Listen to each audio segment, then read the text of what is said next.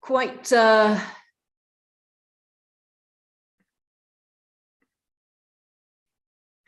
sheltered in your houses and your offices in order to protect yourself from the sun and the heat.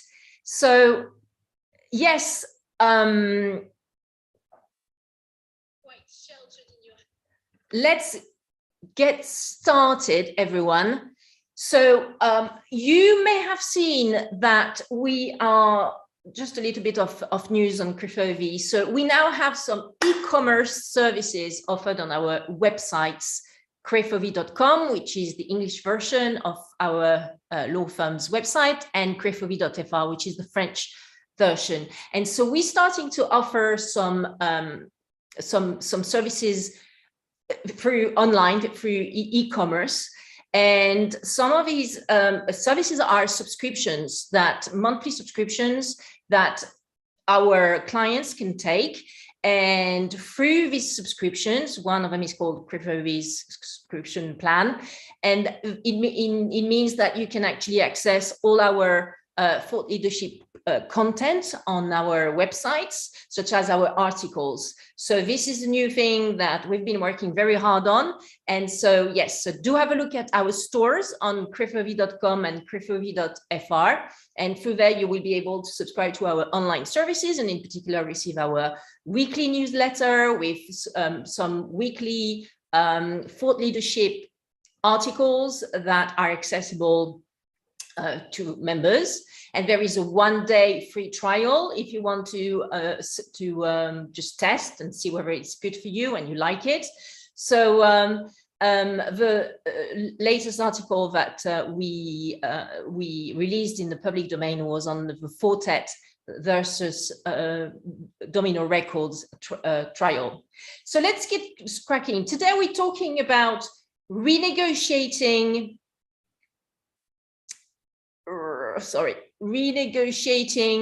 royalties rates on music streams with labels. What are the best strategies and techniques for all involved? Well, why are we even, asking ourselves this question? Because there's basically quite a lot of movement going on in this area, and a lot of tension between artists, recording and performing artists, and the music labels. And the background is that quite a lot of music organizations and such as CSAC, the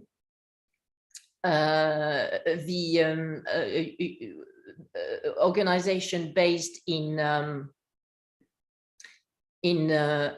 Switzerland, I think, and which represents various authors and composers in the music industry, and also the Standing Committee on Copyright from WIPO, are just all coming to the same conclusion through their reports that they've been releasing in 2021, their global collections report, etc.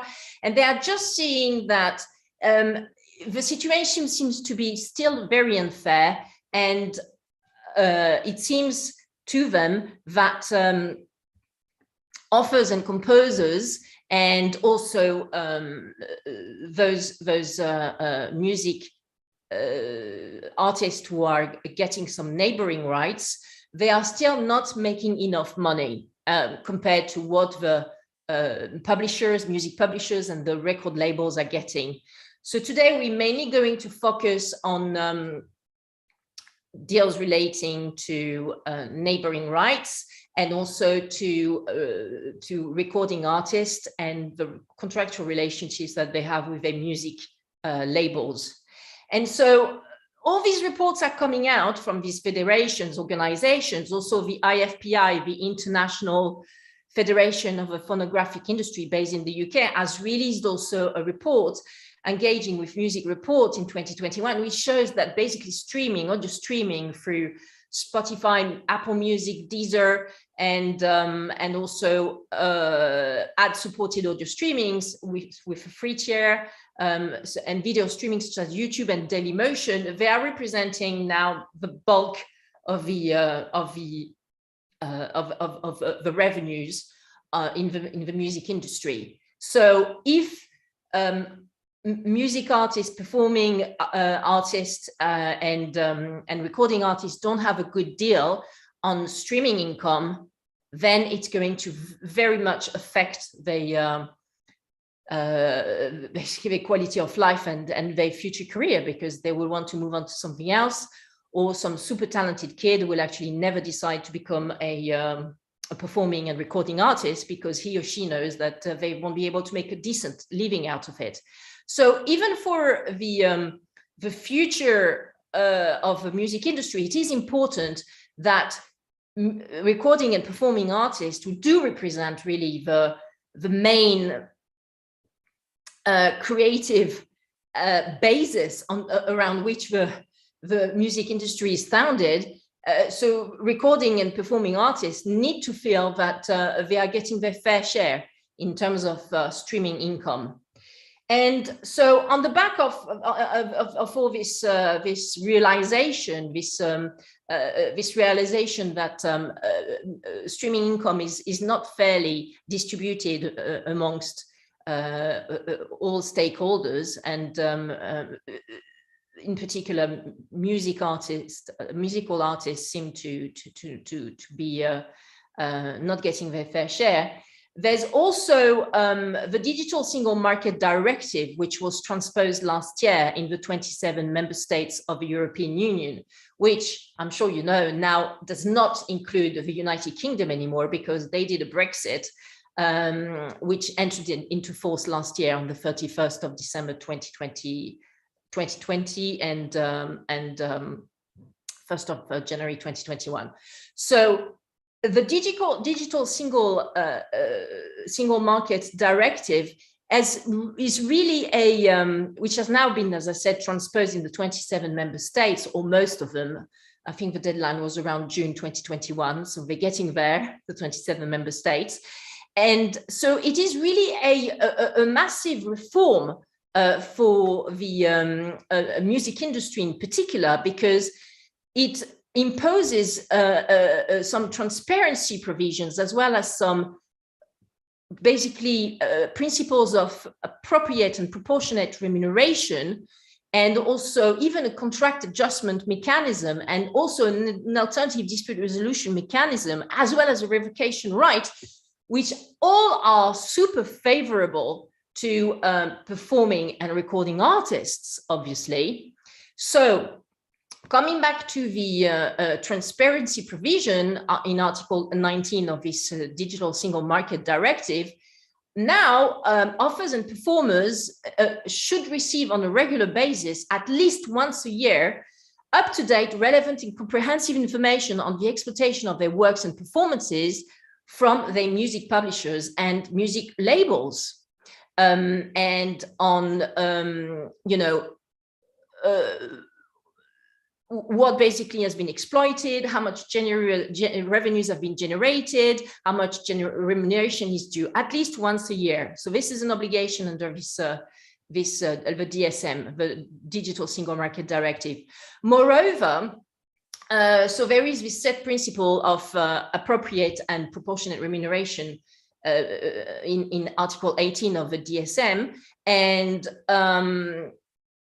therefore that means that it's going to put some pressure on music publishers and music labels to actually ensure that, you know, the percentage split is getting closer and closer to 50%. So 50% to the music label and 50% to the recording and performing artist. This is the direction where it's all going. Also, a contract adjustment mechanism is now put in place. It's also referred as the bestseller clause in Article 20 of the Digital Single Market Directive.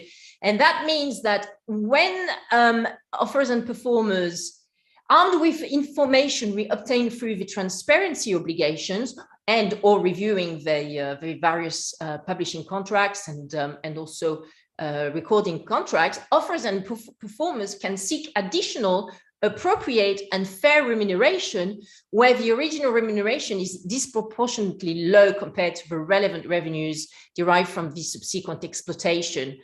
And if a renegotiation is unsuccessful with a music label, then creators have the option to bring a claim with a voluntary alternative dispute resolution body, which has now been set up in each of the EU member states for this purpose. And also, as I said, there's this alternative dispute resolution mechanism, which is been now set in stone in the law in Article 21 of the DSM.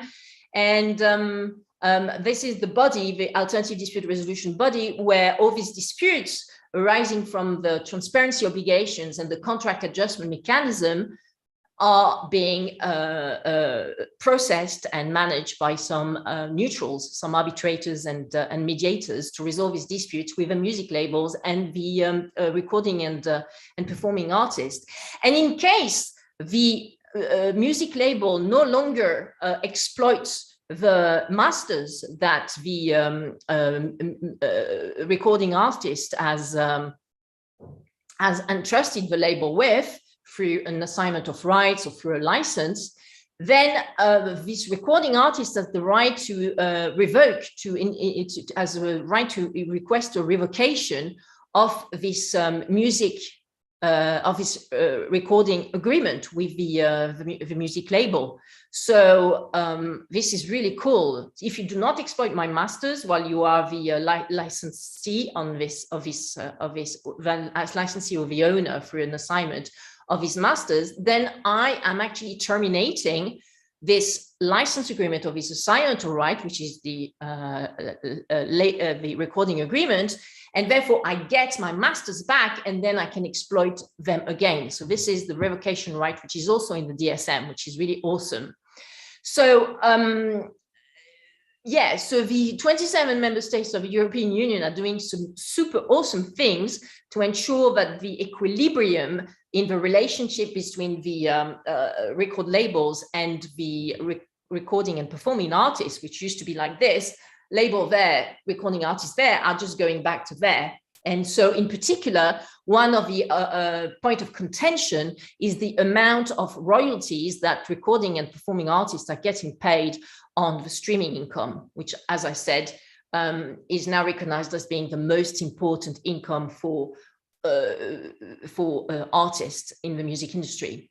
And so while all this is happening, all this realization and all these new advances in law and economic terms as well as in the EU music industry, the UK music industry is quite annoyed because now, because of Brexit, they are out of the EU system, and therefore the Digital Single Market Directive has not been transposed in the UK. And therefore it means that music labels, UK music labels, and in particular the three big majors, so that's Warner, that's Universal and Sony, still have the possibility to impose traditional music deals or 360-degree music deals to their acts, and with super stringent terms, and suffer no repercussions from that.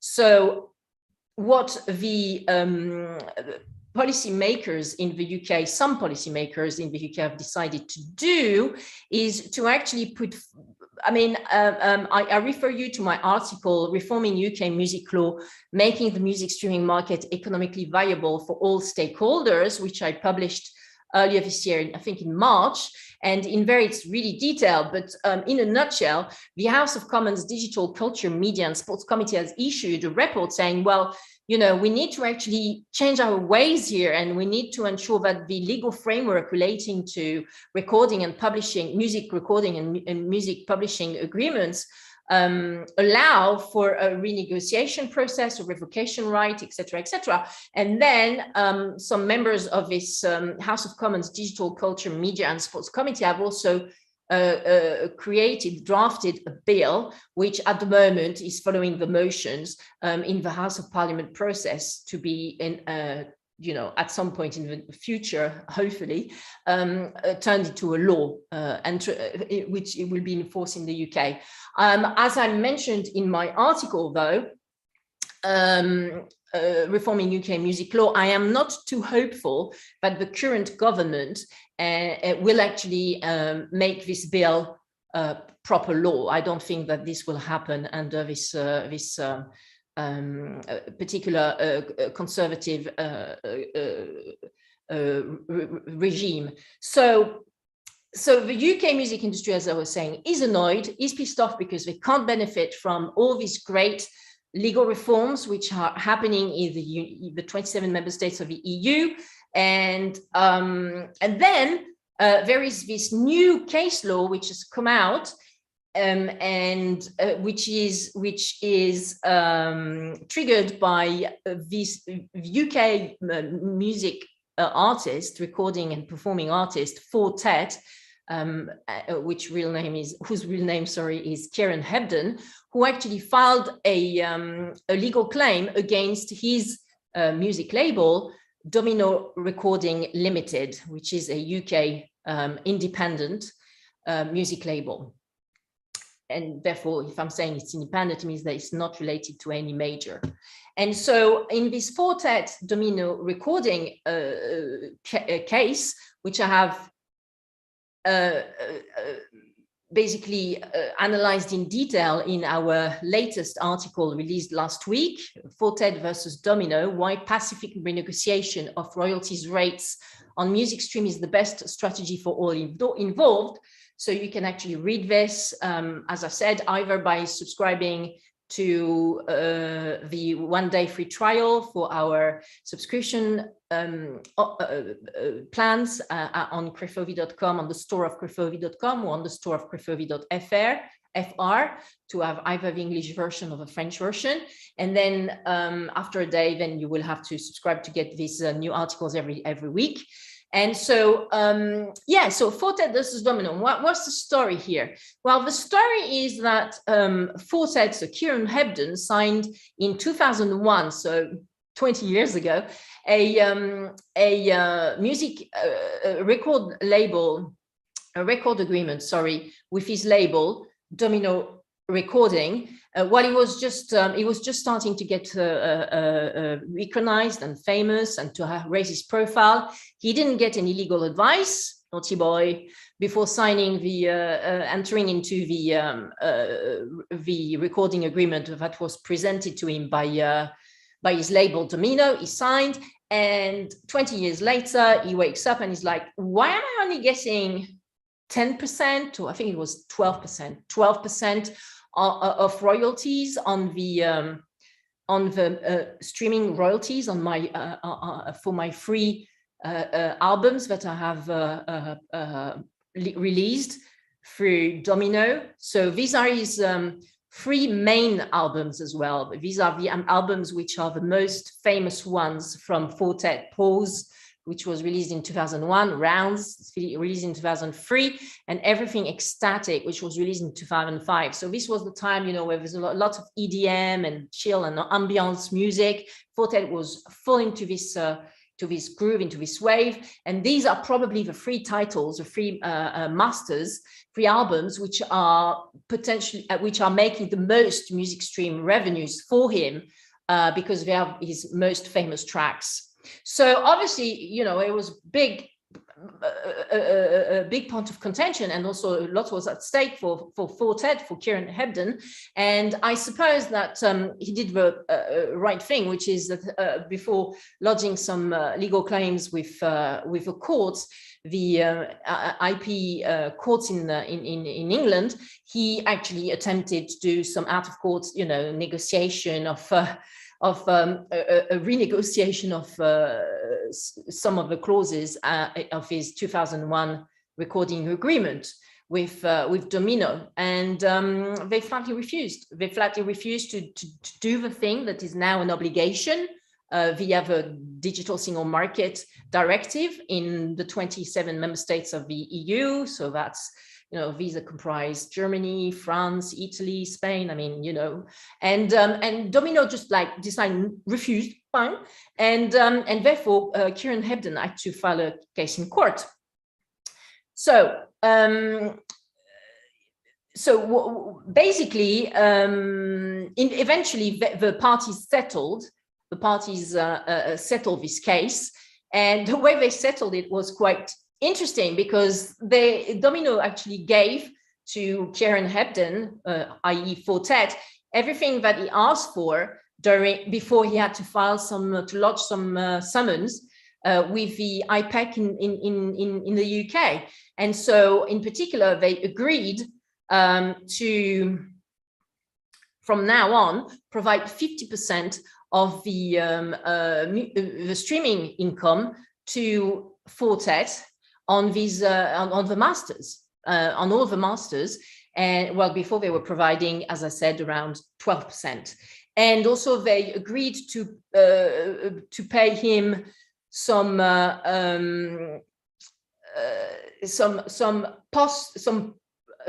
previous royalties for all the historical streaming and download income from the accounting period going from 2017 to basically the date on which this case was settled. And so that's around 57 grand in pound sterling, so £57,000 in relation to these royalties, on which they only paid, apology, it wasn't 12%, it was 18%. And so they would pay, like 32%, so which is 50 minus 18. So they would, so that would compensate for the historical streaming and downloading income that they had not paid 50% on.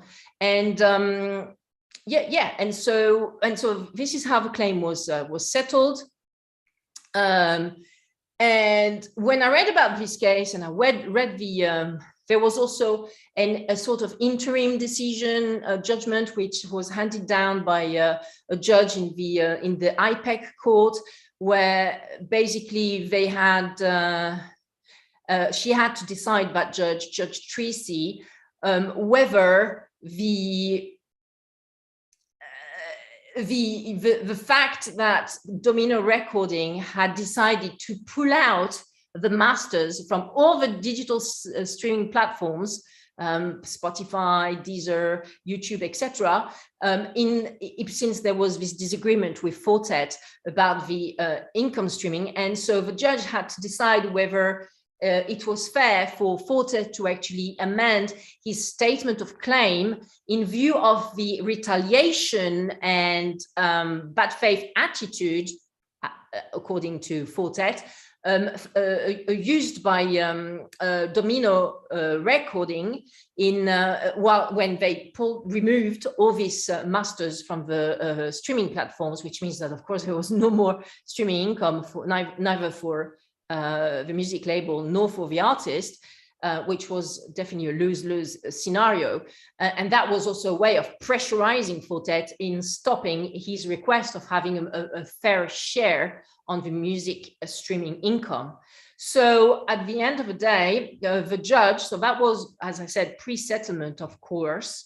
At the end of the day, the Judge Tracy from the IPEC court ruled in this sort of interim ruling that it was fair for Fortet, so the claimant, to actually amend his statement of claim in view of these new facts, where the defendant, his label Domino, had actually removed all the streams from DSPs, from digital service providers.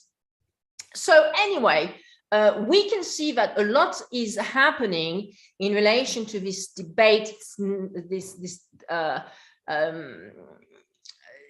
this point of contention on how to actually divide and spread the streaming income coming from the exploitation of these masters on digital service platforms such as Spotify, YouTube, Deezer, etc. Now I would like to move on to the point where I don't need give legal advice, because none of you guys are any of my clients, but I'm just giving some directions And also, I don't know what the particulars of your personal situations are and circumstances are, but I'm just going to now give some sort of general pointers and things that need to be, taken care of before and during a renegotiation of the share and the split of income on the digital and streams. So as a music performer, as a performing artist and recording artist, if you decide to go through the motions of renegotiating your deal, so to speak, with your music label, and this is irrespective of the fact that you are based either in the UK or in one of the 27 member states of the European Union, and in particular France, you need to come really prepared, okay, before you sit at the table and make your request to your music label. So when I say you need to be prepared, I mean you need to actually know the content of your recording agreement. You need to know it inside out. You need to know whether your recording agreement is either a traditional deal, a net profit deal, or a 360-degree deal. So you're going to ask, what is she on about? Well, what I am on about is detailed, friends, in my article, which is called Modern Methods of Monetization for Independent and Major Record Labels, 360-degree and beyond. And that is also an article that you can read and review in our publications, which you can have access to if you become a subscriber by subscribing on our stores on crefovi.com and crefovi.fr. Okay. So in a nutshell, a traditional deal is a deal that where the music label is going to get 50% of all the income streams. Okay. In exchange, well, they will have a super big magnitude and ability to do a lot of marketing for your album, for your masters, and for you as a performing artist. They will have so usually traditional deals are actually entered into by the music labels. The major music labels. Universal, Sony, and Warner, because they are so strong, right? And they could also give you, most of the time, a traditional deal comes with an advance. So the label gives you some money in advance while you are preparing your masters. And then when the masters are being released and are generating money through incomes, then this advance is recouped from the income generated by exploiting the masters. And there are also tons of perks that a traditional deal comes with, but the cost is that, did I say 50%? I'm afraid I made a mistake. What I meant was that the under a traditional deal, the artist usually gets between, let's say, 10 and 15, so 10 and 15, 10 to 15% of all the sales. And the label gets the rest. Okay, so we're looking at 80 to 75 to 85%. So yeah, the traditional deal means that while you are getting all these perks, the advance, the great press coverage, the great PR, the prestige of having Universal or Warner or Sony as a label, the cost is that your royalty rates on all the sales is going to be only between 10 and 15, sometimes 18% max. And that is quite low. Compared to a net profit deal. And the net profit deal is usually signed between a performing and recording artist and music labels, which are in the independent category, such as Domino Recording, and on these type of net profit deals, where there will be much less, PR and massive amount of money basically flushed by the independent label into the marketing campaign, the ad campaign. Yes, there will be less of that, but at least you as a music performer, you get 50% on all sales. Okay. And so when I'm talking about sales, I'm talking sales of vinyls, sales of CDs, sales of all these type of products. And so 50% for the label and 50% for the artist on a net profit deal. Okay. And then, as I was saying, there's the third alternative, which is the 360-degree deal. What is that? Well, it is a traditional deal. So 10 to 18% split for the music performer, the rest goes to the label. So it's a traditional deal, the 360-degree deal, plus it also requires from the music performer to get a share of his or her income on all of the revenue streams, such as live performance, touring, okay, merchandising, any TV performance, etc., etc. So the 360-degree deal is called like that because it means it's on all income streams. Everything is included in the deal. Okay. So yeah, as I was saying, coming back to my point of earlier, if you want to renegotiate your royalties rate on the music stream with your label, you actually need to read in details, even if need be with your with a music lawyer that you need to appoint, and instruct if you feel that this is necessary, and clarify whether what you have signed, sometimes at age 18, when we're just starting to become famous, is a traditional deal or a net profit deal or a 360-degree deal. Okay, so you need to clarify this, and then to go deeper into the clause, into the content of this recording agreement, you need to look in details at what is set out on in the provisions relating to the split for streaming and digital downloads. A lot of, as I was saying before, for sales, so sales on vinyls, on CDs, on usually in a traditional deal, the split is 10 to 18% for the artist maximum, and the rest is for the record labels. So why is it like this?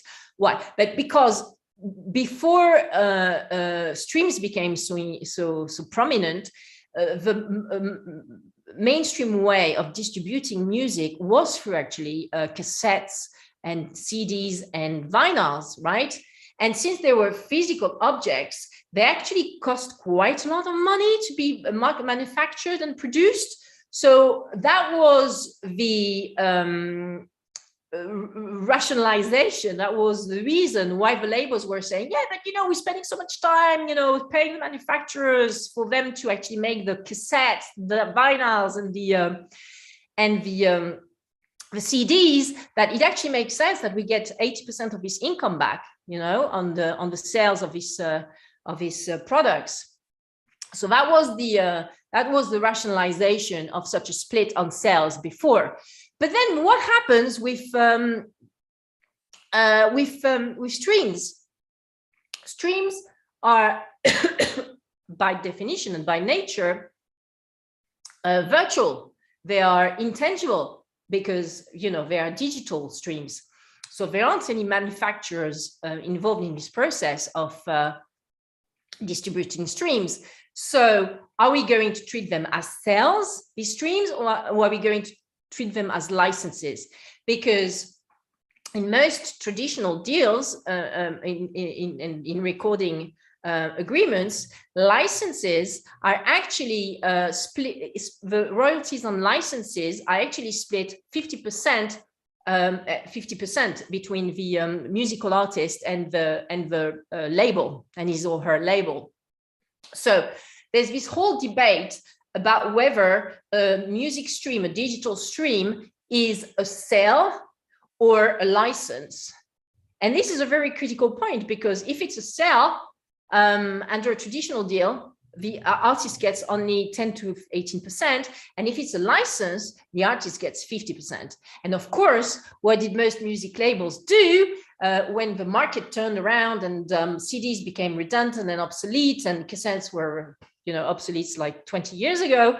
And so what did the big players in the industry do? They actually said, well, streams, nah, they sales. They're not licenses. What are you talking about? So especially in the US around 10 years ago, quite a lot of artists who were signed into traditional deals actually sued their record label, the majors in particular. So I refer you to the case started by Eminem, who negotiated very hard with his label to ensure that he would get more than 18% on the streams. And he basically renegotiated his recording traditional deal recording agreement with the major he signed with, in order to ensure that he would get much closer to 50%, 50, on streams, because he understood 10 years ago that this is where the future was going. Okay, the future was going to music streams, definitely not towards CDs and physical medias on which music would be released. So other acts such as Simon Fuller, we had Al Yankovic also renegotiated his royalties split on musical streams with his label, and also some managers for acts such as the Spice Girls, etc. So Simon Fuller, who managed the Spice Girls, he also went straight in and renegotiated for his acts that he had under management the royalty rate for their music streams. So that was then 10 years ago, okay? And what baffles me, especially when we hear about this Fortet versus Domino case, is that we are 10, 15 years down the line. We've been through a pandemic where musical acts had no ability to actually go out there and do some live touring and some live concerts and touring. So therefore, they couldn't get any income from concerts and live performances and touring. And yet, dinosaur record labels such as Domino Recordings are still refusing to renegotiate the royalty rate on music streams. I mean, hello, this is so in view of the context that I've described before, the digital single market, which was transposed in the neighboring countries of the UK last year and this year, and all these reports coming out from all the top music federations saying artists are not being paid enough on streams. Artists are not being paid enough on streams. How can Domino Recording still take a stance that it's actually best to go to court and litigate on this? It's just baffling to me. So coming back to your best strategy as a music artist, you need to review this clause on your recording agreement in relation to what the split is between your label and yourself in relation to music streams and digital downloads. Okay, you need to review it. What does it say? Okay, and so if it's a traditional deal, probably it will be treated as a sale, and your right according to this agreement is going to be between 10 and 18%. Okay, if it's a net profit deal, it's probably going to be 50%. Okay, if you are signing to a net profit deal, and if it's a 360-degree deal, it's probably going to say 10 to 15% for you as a recording artist. And also look at the date. I mean, if this recording agreement was signed 30 years ago, it's quite possible that it just sets out a lot of clauses which which are completely obsolete and old and no longer apply to this market, yet it is still the agreement which binds you with your recording label. So what do you do, even though the clauses in there are completely obsolete and dinosaur-like? Well, you have to find a solution, hence the need to actually renegotiate, okay? So basically, you need to do all this audit, either by yourself and due diligence, either by yourself, if you feel that you've got the technical business savvy and legal knowledge to pull this off, or with your counsel, with your legal counsel, music counsel. He or she needs to be a music lawyer specialized in the music industry. And you need to do this audit before you speak to your label, okay? Otherwise, you won't come across as credible, and you will waste time and energy. And like Fortet, you will end up in litigation. Okay, once you've done that, you also, the audit and due diligence, you also need to ask yourself, okay, so who actually owns my publishing here? If the company I'm signed with for the record, the masters, so the recording agreement, is signed with a major, okay, there's a very high probability that the publishing side of this major is also going to manage my my publishing on this particular songs, tracks that I have composed, written, because I'm a performing artist as well as a composer, writer. Okay, it can happen. Lots of acts both compose, write, and as well as perform. Think Ed Sheeran, Adele, etc., etc. So yeah. So for example, let's give you a practical example. I'm with Universal. I am with Universal Recording for records, or one of a imprint at Universal on the label side, and therefore I have a recording deal with Universal. But I also have my publishing for all these music compositions managed by Universal Music Publishing on the publishing side, right? So this is obviously perhaps not exactly the same legal entity, but at the top on the, the parent company is Universal, okay? So why am I saying this? Because you need to see whether you're going to take some uncalculated risk by trying to renegotiate your recording agreement with Universal, while if Universal Music Publishing, your publisher, knows about it, well, they might actually be quite annoyed that you are trying to renegotiate your record deal, and this could actually, sour the relationship with your music publisher as well. Okay, so what I'm saying is that you need to actually calculate the risk. What are the pros and cons of me renegotiating these royalties rates on my music streams? I mean, there is definitely a big case for it at the moment, in view of the whole context and changes happening in the music industry, especially in the EU. But am I taking quite a lot of risk, because there's a relationship between my music label and my music publisher, and therefore, if I get in a confrontation with my music label, this could have a repercussion on my relationship with my music publisher, and I could actually lose from that as well.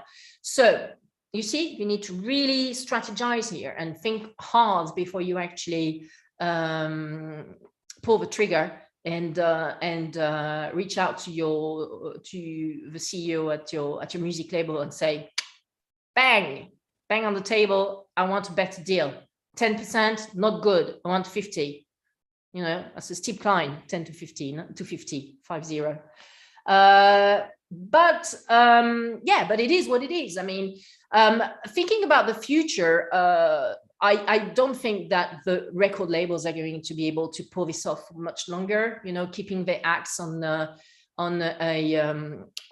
royalty rate of 10 to 18% max for music streams in this day and age, in this economy.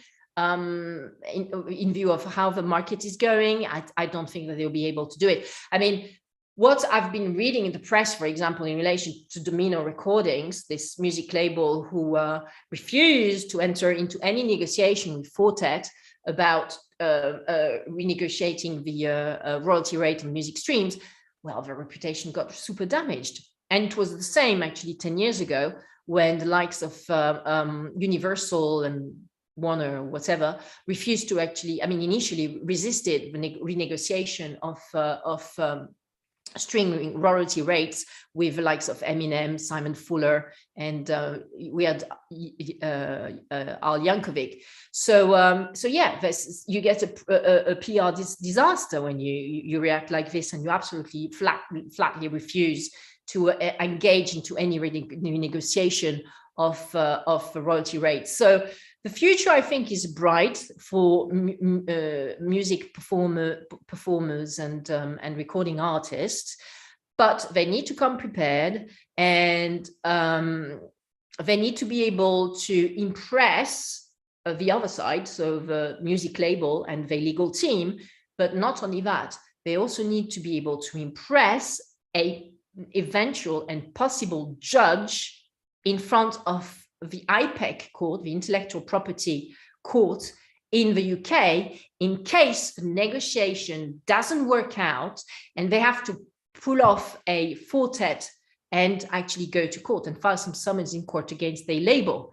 So what you have to think at the back of your head when you're doing that negotiation and you're doing the due diligence of the audit is, am I acting in a way which a judge of the IPEC court would think is a fair and reasonable strategy to renegotiate my royalty rate of music streams?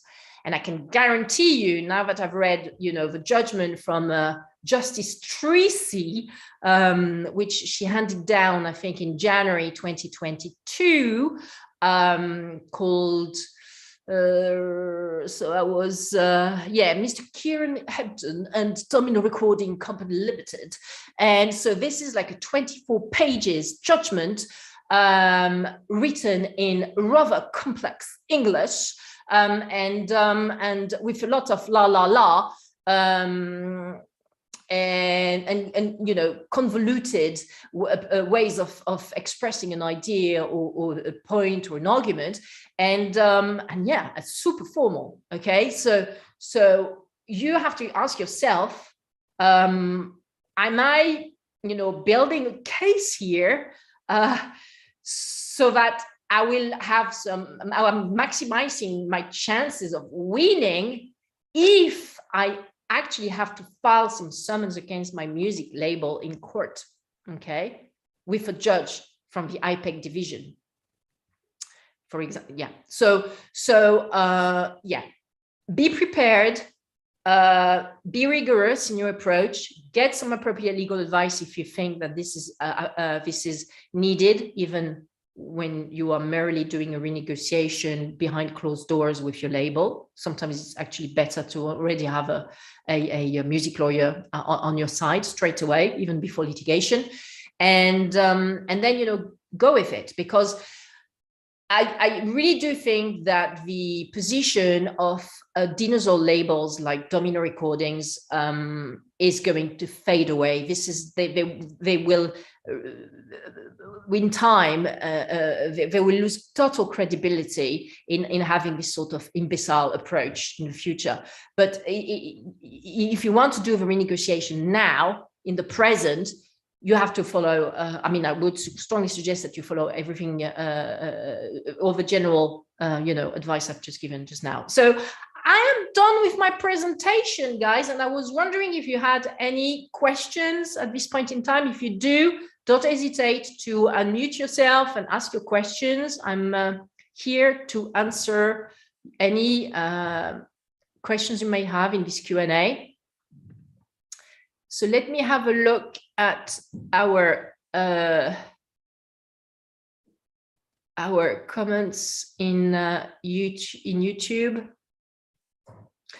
So Amelia is asking, I have a a record agreement with an indie, and they refuse to renegotiate the royalties rate on music streams, although I have asked quite a few times that they increase it from 12% to 50%. What do I do? Give us a call. Give us a call. We would be delighted to review the contract for you and with you, and to advise you on on the exact aspect of your cases, and the best approach to resume this renegotiation of a rate with your label. As I said, a position where they refuse in the long term to renegotiate such rates on income streams is going to become completely unsustainable, and an enormous damage to any label's reputation. But we are talking about now. We're not talking about in 5 or 10 years' time. So yeah, I think the best way for you to approach this is to get proper legal advice, and we can do that. Okay. No further questions. So thank you so much, guys. It was a pleasure to do this presentation for you today, and talk to you later.